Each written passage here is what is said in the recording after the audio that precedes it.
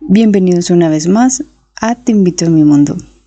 Y yo soy Jocelyn Pacheco y hoy quiero contarles acerca de un discurso de Astrid, que ella fue una pionera de la violencia infantil y uno de sus grandes libros es La violencia jamás. Y hoy quiero contárselos. Y iniciamos.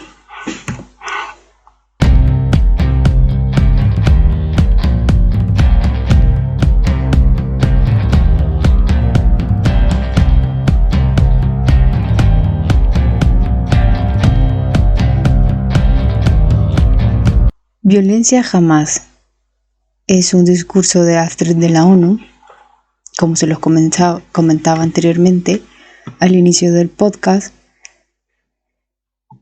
Y el discurso tuvo polémica en aquel tiempo porque como ella habla de los derechos infantiles, de la importancia que tiene el poder cuidar la integridad física, emocional y mental de un niño, y cómo esto puede influir en la etapa de la adultez de cualquier ser humano que ha sido o que ha sufrido en una etapa de su vida violencia.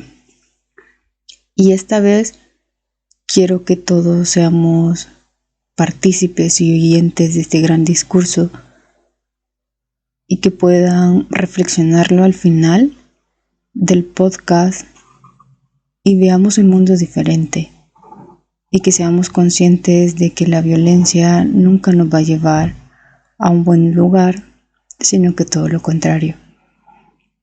Y el discurso inicia así: queridos amigos, ante todos, darle las gracias, y os lo doy a todos, de todo corazón. El premio de la paz de los líderes alemanes brilla con la deslumbrez, resplandor y recibir los presentes de un honor tan grande, que me tiemblan las piernas solo de pensar que lo tengo en mis manos. Pero aquí estoy, en el mismo lugar en el que algunos años atrás tantos hombres y mujeres sabios han declarado y expuesto sus esperanzas en el futuro de la humanidad y en una gran paz duradera con la que tantos y todos anhelamos. ¿Qué puedo decir que no se haya dicho ya? Y mejor de lo que yo pueda decir. Hablar de la paz es hablar de algo inexistente. No hay verdad sin paz en ningún lugar del mundo y probablemente jamás ha existido más que una meta que evidentemente siempre hemos sido incapaces de alcanzar. Desde que los seres humanos habitan en este planeta, siempre hemos tolerado la violencia y la guerra y la frialdad. La paz tan frágil que en ocasiones existe, se ve constantemente amenazada. En estos momentos el mundo entero vive atemorizado por una guerra que nos destruye a todos. Es verdad, y hay que decirlo, que frente a esta amenaza hay más gente que nunca trabaja por la paz y por deshacerla. Podría considerarse algo esperanzador, pero ¿es tan fácil tener esperanza?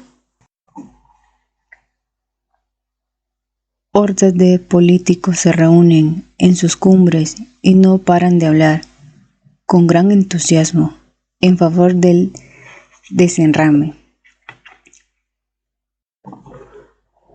Pero solo del desenrame que quieren que otras naciones lleven a cabo. Que desenrame tu país y no el mío. Ninguno quiere ser el primero en iniciar el desenrame y no se atreven porque tienen mucho miedo y muy poca fe en los propósitos de la paz de los demás. Y mientras las conferencias desenramen sus desencuentros con otras, la realidad es que lo que está pasando produce un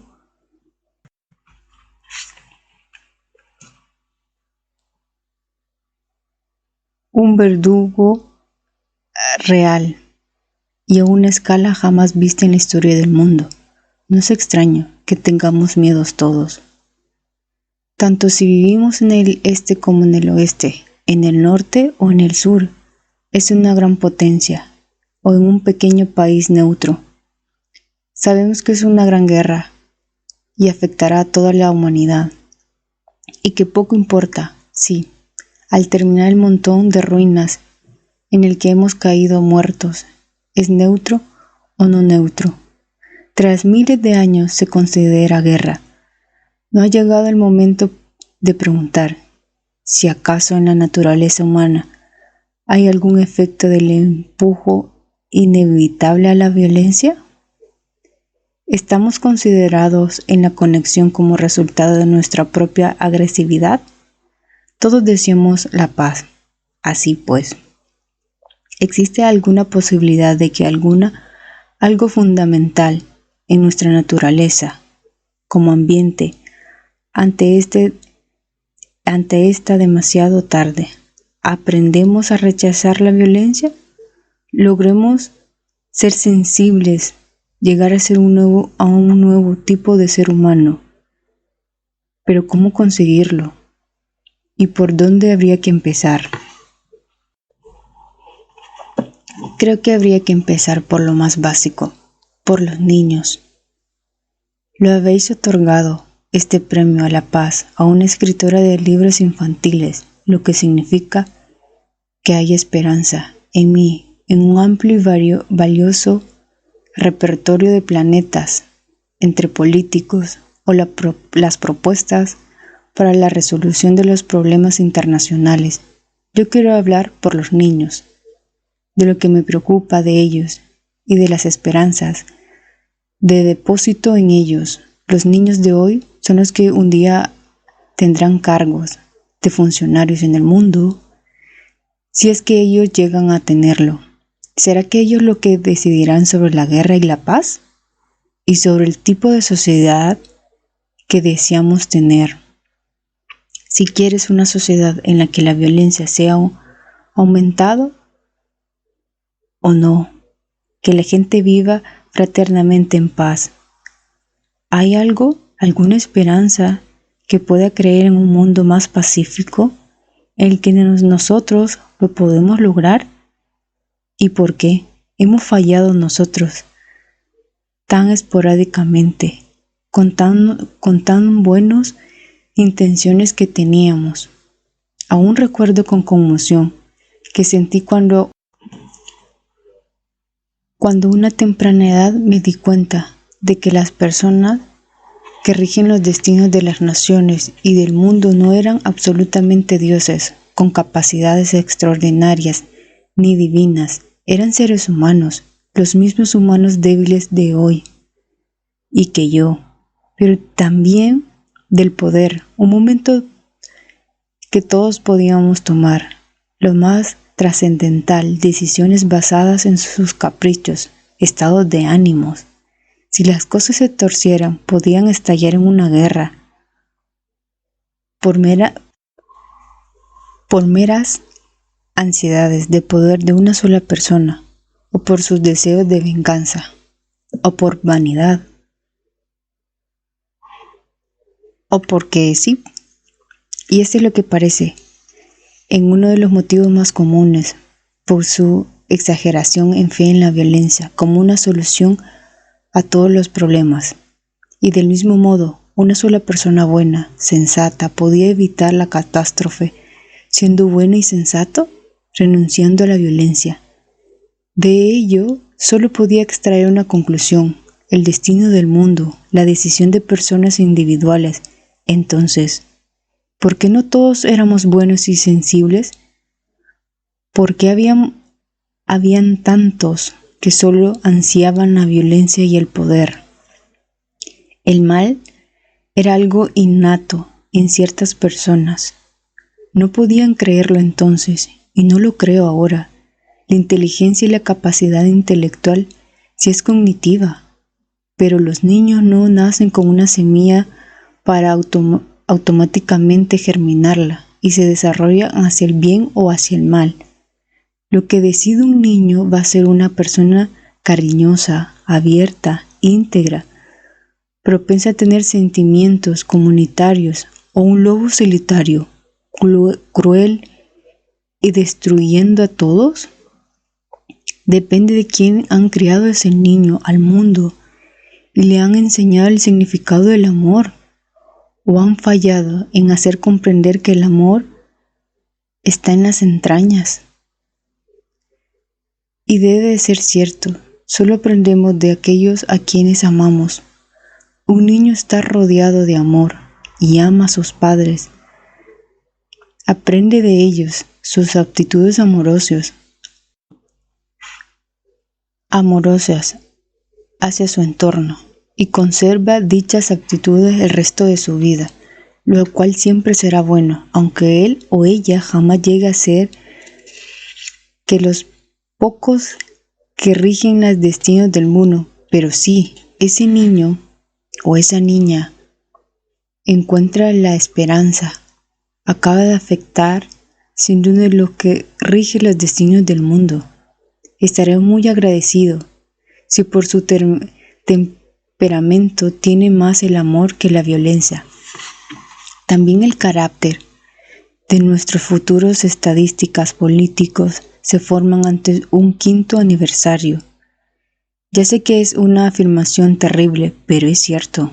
Si echamos la vista atrás, todo lo que podemos y construimos, cómo han sido tratados, educados los niños a través de los tiempos.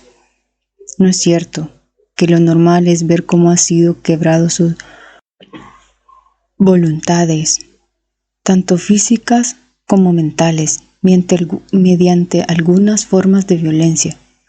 ¿Cuántos niños han sufrido sus primeras lecciones de violencia de sus propios padres y luego han transmitido esas mismas lecciones de generación en generación? Si evitan la vara mal criada a los niños, nos exhortan al Antiguo Testamento. Si un sinnúmero de madres y padres han seguido esta enseñanza desde entonces, han empleado al fondo la vara, pero han llamado amor a todos esos niños maltratados que hay en este mundo de hoy. Todos estos niños dictadores, tiranos, opresores, torturadores, ¿qué tipo de violencia tuvieron? Es algo que se debería de ser investigado. Creo que en la mayoría de los casos hubo un padre tirano o la figura de un educador con una vara o un látigo en la mano. La literatura infantil no carece de descripciones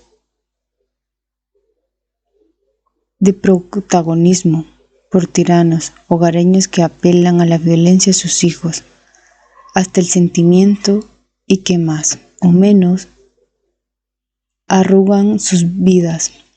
Pero finalmente hay otros ejemplos.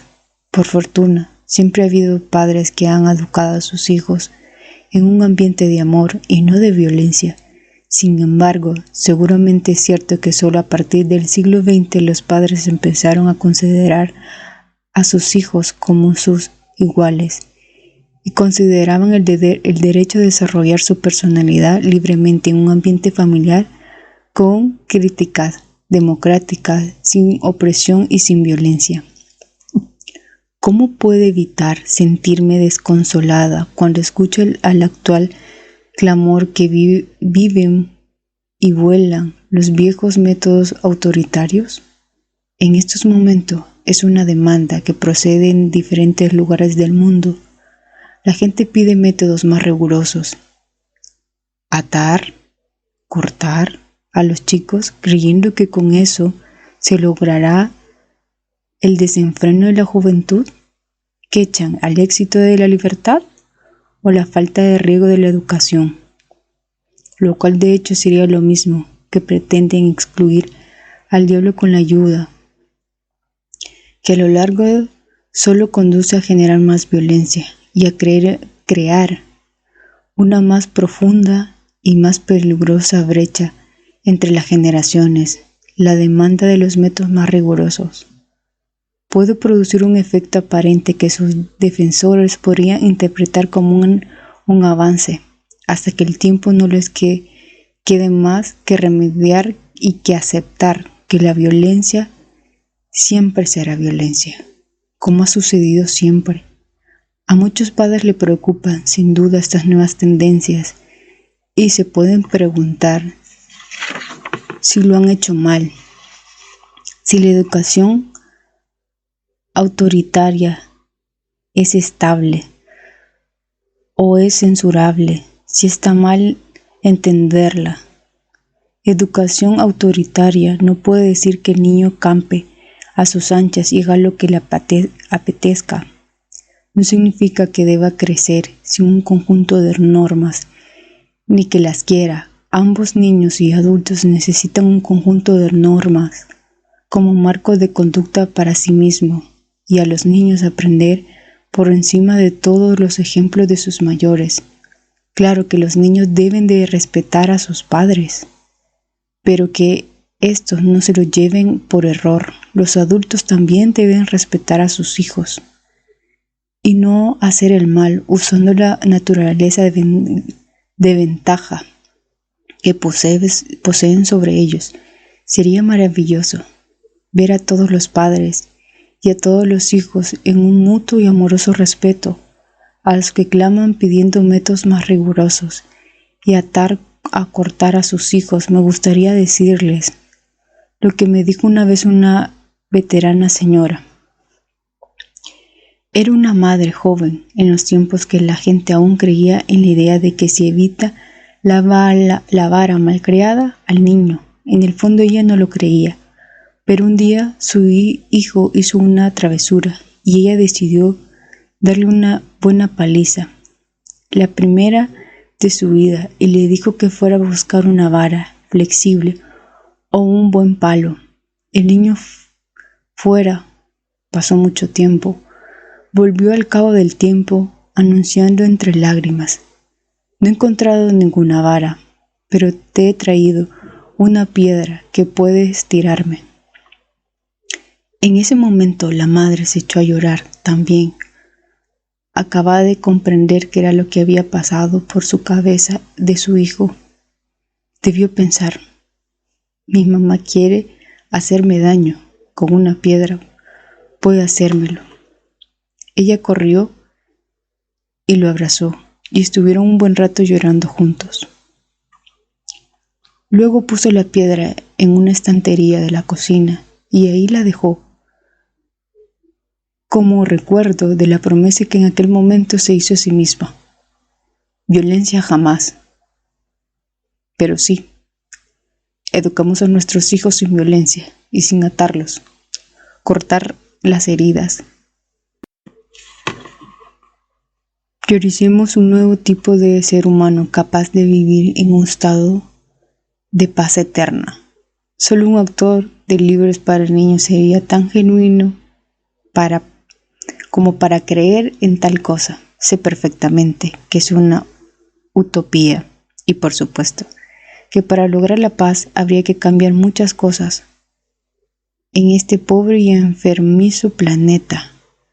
Pero en estos momentos, incluso cuando no sé si de verdad las guerras en el mundo viven inmersamente en la crueldad, en la violencia, en la opresión, y es evidente que la mayoría de los niños son ciegos y sordos, lo ven, lo oyen, lo leen, y no les cabe la menor duda de que la violencia es algo natural en la realidad de nuestro mundo.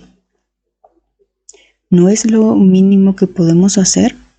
Mostrarles con nuestros ejemplos en nuestras casas que se puede vivir de otra manera.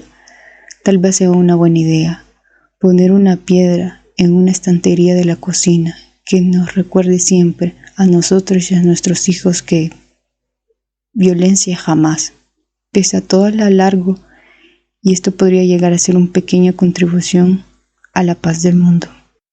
Discurso de Astrid Lindgren al recibir el Premio de la Paz de los libreros alemanes, un 28 de abril de 1978. y saber que a pesar de cuánto tiempo ha pasado, de que la violencia sigue. Y este discurso quería compartirlo con todos ustedes. Y quiero que reflexionen también la importancia de la educación que puede tener un niño, de cómo su entorno puede afectarlo al final, de que la violencia no nos lleva a nada. Las guerras, los conflictos, las desigualdades en el mundo. Hoy también quiero hablar que la vida puede ser mejor si dejamos de ser violentos. Hoy me quiero sumar a decir violencia jamás.